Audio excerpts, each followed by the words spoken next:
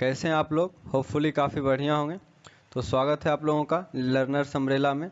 आज हम लोग रिएक्शन मैकेनिज्म का 14th लेक्चर स्टार्ट करने वाले हैं। 13th लेक्चर में हम लोगों ने रीअरेंजमेंट ऑफ कार्बोकेटाइन पढ़ा था। Rearrangement of carbocation. आज 14th लेक्चर में इसी को हम लोग आगे कंटिन्यू करेंगे। ये जो हमारा रीअरेंजमेंट ऑफ कार्बोकेटाइन है इसको कंटिन्यू करेंगे। इसमें और कुछ अच्छे अच्छे क्वेश्चंस देखेंगे, क्वेश्चंस, और इन्हीं क्वेश्चंस के माध्यम से हम आगे का थ्योरी पोर्शन भी कवर करेंगे। तो आइए हम लोग आज का टॉपिक स्टार्ट करते हैं एक बेहतरीन एग्जांपल के साथ। तो हमारे पास मान लीजिए एक ये कार्बोकेटाइन दिया हुआ है और इसका हमें रीअरेंजमेंट करवाना है। तो इस कार्बोकेटाइन का रीअरेंजमेंट जो है वो दो पॉसिबल वे में हो सकता है, और वो दोनों तरीका क्या है वो अभी हम लोग देखने वाले हैं। तो सबसे पहले जो हमने सीखा है कि जिस कार्बन पे पॉजिटिव चार्ज है उसको आप 1 नंबर दे दें और उसके एडजेसेंट कार्बन को सेकेंड नंबर दे दें, और फिर देखें कि उसके एडजेसेंट कार्बन पे कौन कौन सा ग्रुप लगा हुआ है। तो यहाँ देखिए कि ये ग्रुप लगा हुआ है ऊपर, एक नीचे, और साथ ही साथ यहाँ पे एक हाइड्रोजन भी लगा हुआ होगा। तो यहाँ पे एक हाइड्रोजन लगा हुआ है। तो एक तरीका ये हो सकता है कि हमारा ये जो हाइड्रोजन है वो सेकेंड कार्बन से शिफ्ट होके फर्स्ट कार्बन पे आ जाए और ये पॉजिटिव चार्ज सेकेंड कार्बन पे आ जाए। इसका मैं ट्रांजिशन स्टेट भी आपको ड्रॉ करके दिखाऊंगा। अभी मैं फिलहाल प्रोडक्ट दिखा देता हूँ। यहाँ पे आगे हाइड्रोजन लग जाएगा फर्स्ट कार्बन पे और सेकेंड कार्बन पे हमारा पॉजिटिव चार्ज आ जाएगा।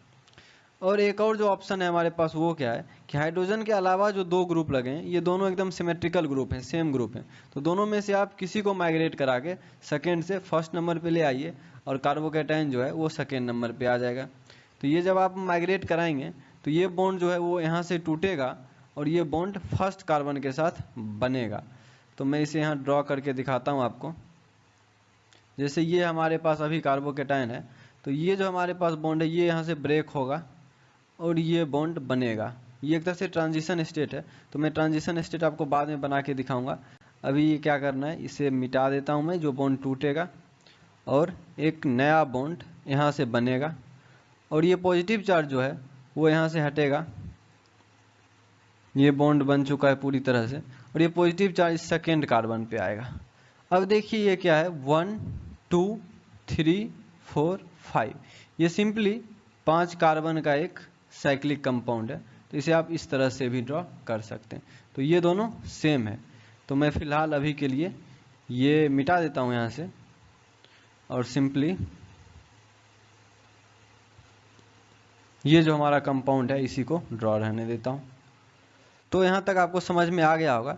अब हम इन दोनों का ट्रांजिशन स्टेट देखेंगे।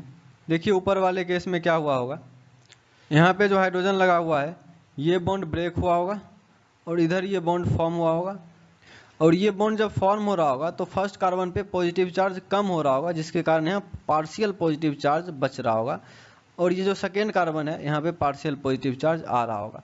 तो ये हमारा इसका ट्रांजिशन स्टेट हो गया।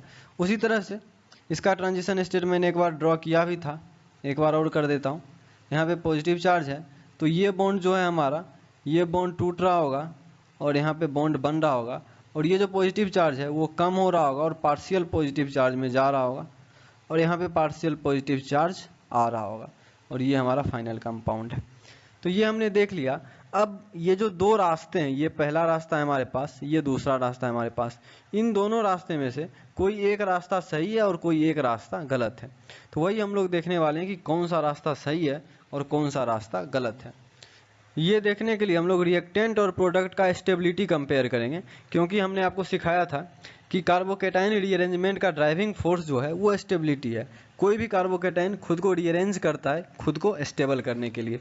तो हमारे पास जो रिएक्टेंट है उसका स्टेबिलिटी देखने का एक तरीका है कि यहाँ पे कितने अल्फा हाइड्रोजन है। तो आप यहाँ पे नंबर ऑफ अल्फा हाइड्रोजन अगर देखेंगे तो आपको एक अल्फा हाइड्रोजन मिलेगा। ये हमारे पास एकमात्र अल्फा हाइड्रोजन है। तो अब हम लोग आ जाते हैं प्रोडक्ट के साइड। इसमें पहले हम लोग ऊपर वाले प्रोडक्ट में नंबर ऑफ अल्फा हाइड्रोजन देखेंगे। तो यहाँ 2 अल्फा हाइड्रोजन यहाँ होगा, 2 अल्फा हाइड्रोजन यहाँ होगा और 3 अल्फा हाइड्रोजन यहाँ होगा। तो टोटल 7 अल्फा हाइड्रोजन हो गए यहाँ पे। तो नंबर ऑफ अल्फा हाइड्रोजन जो होगा वो 7 हो जाएगा। अब नीचे वाले प्रोडक्ट में देखते हैं तो 2 अल्फा हाइड्रोजन यहाँ और 2 अल्फा हाइड्रोजन यहाँ। यहाँ पे नंबर ऑफ अल्फा हाइड्रोजन जो होगा वो 4 हो जाएगा। लेकिन साइक्लिक कंपाउंड के केस में आप केवल नंबर ऑफ अल्फा हाइड्रोजन देख के स्टेबिलिटी का दावा नहीं कर सकते, यहाँ पे आपको एंगल स्ट्रेन भी देखना पड़ेगा। तो आइए अब हम लोग एंगल स्ट्रेन कंपेयर करते हैं।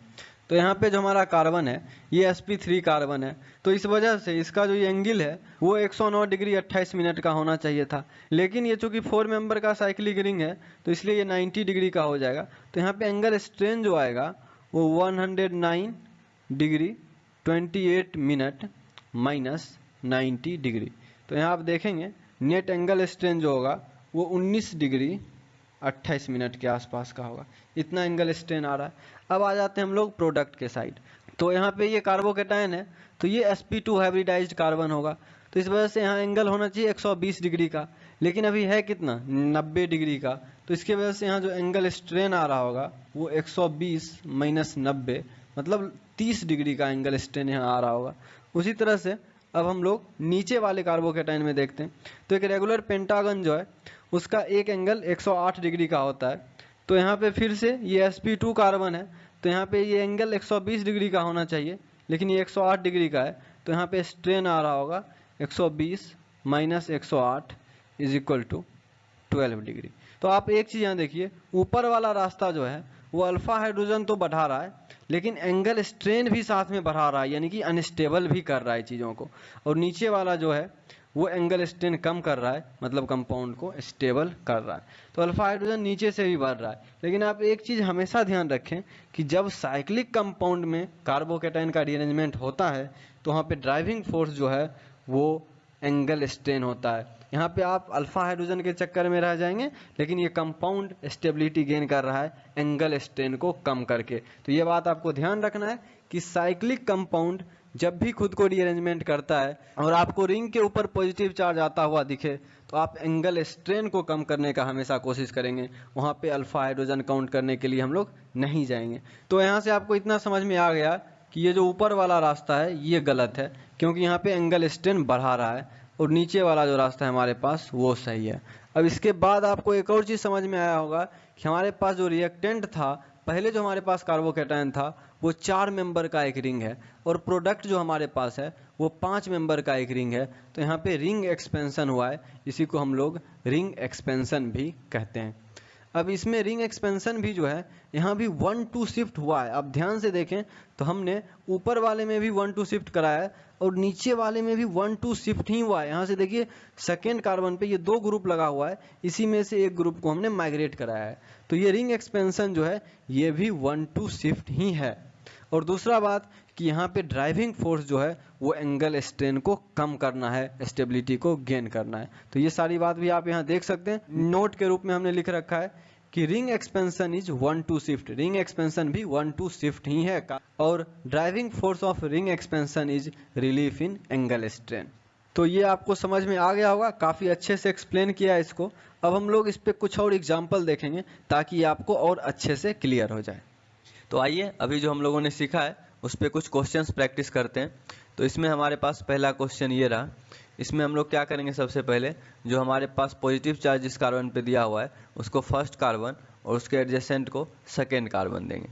अब सेकेंड कार्बन पे फिर से यहाँ पे 3 ग्रुप लगा हुआ होगा, एक ये हाइड्रोजन और 2 ये ग्रुप, ये दोनों ग्रुप सिमेट्रिकल हैं। तो आपको पता है यहाँ पे हाइड्रोजन शिफ्ट कराने से क्या होगा, नंबर ऑफ अल्फा हाइड्रोजन बढ़ेगा। लेकिन जब भी पॉजिटिव चार्ज रिंग पे आता हुआ दिखे तो हम लोग एंगल स्ट्रेन पे फोकस करते हैं कि उसका एंगल स्ट्रेन कम किया जा सके। तो ये जो 5 मेंबर रिंग है ये अगर एक्सपेंड होकर 6 मेंबर रिंग में चला जाए तो यहाँ पे एंगल स्ट्रेन काफ़ी कम हो जाएगा। इसलिए हम क्या करेंगे कि इन दोनों में से किसी ग्रुप को माइग्रेट करेंगे। तो जैसे मान लेते हैं हम नीचे वाले ग्रुप को माइग्रेट कर रहे हैं, अगर आप ऊपर वाले ग्रुप को भी माइग्रेट करते हैं तो सेम ही होगा, क्योंकि ये दोनों ग्रुप सिमेट्रिकल हैं। तो हम यहाँ पे नीचे वाले ग्रुप को माइग्रेट कर रहे हैं। आइए देखिए कैसे करते हैं। यहाँ पे मैं इस पे ट्रांजिशन स्टेट ड्रॉ करता हूँ। यहाँ पे हमारा पॉजिटिव चार्ज है और ये जो बॉन्ड है ये बॉन्ड टूटेगा और एक नया बॉन्ड यहाँ बनेगा।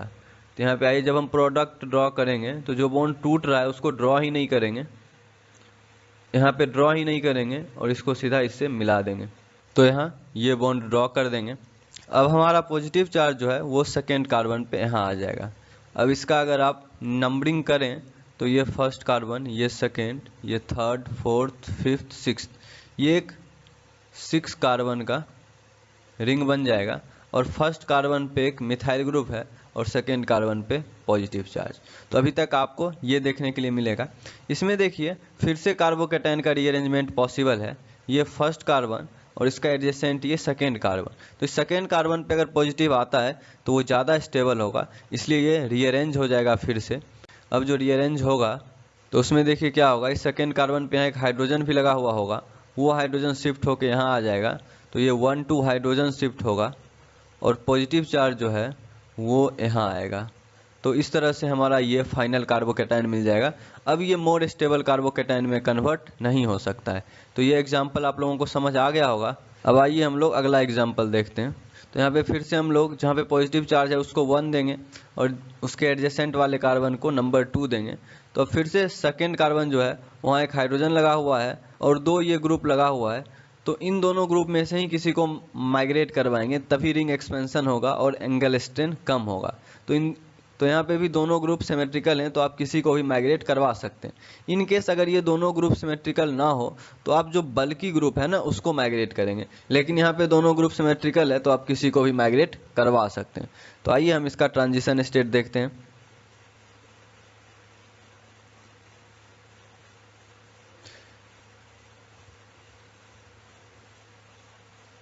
अब मान लेते हैं कि नीचे वाला जो ग्रुप है उसको हम लोग माइग्रेट करवा रहे हैं, तो ये बॉन्ड जो है ये टूटेगा और ये बॉन्ड बनेगा।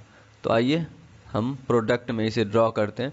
तो जो बॉन्ड हम तोड़ रहे हैं उस बॉन्ड को हम लोग ड्रॉ ही नहीं करेंगे, तो ये जो बॉन्ड है इसको हम लोग ड्रॉ ही नहीं करेंगे और इसके बदले एक नया बॉन्ड यहाँ पे ड्रॉ होगा और ये यहाँ पे एज इट इज रहेगा। तो ये हमारा फर्स्ट था, ये सेकेंड, तो सेकेंड पे हमारा पॉजिटिव चार्ज आ जाएगा। अगेन आप इसको नंबरिंग कर दें, 1 2 ऑलरेडी है, ये 3 4 5 6, तो हमारा ये एक 6 मेंबर साइक्लिक रिंग बनेगा जहाँ पे first, second, third, fourth, fifth, sixth यहाँ नंबरिंग कर दें तो फर्स्ट कार्बन पे कुछ नहीं है, सेकेंड कार्बन पे पॉजिटिव चार्ज, थर्ड कार्बन पे मिथाइल लगा हुआ है और फिर सिक्स्थ कार्बन पे मिथाइल लगा हुआ है। अब आप चाहें तो ये नंबरिंग इरेज कर सकते हैं।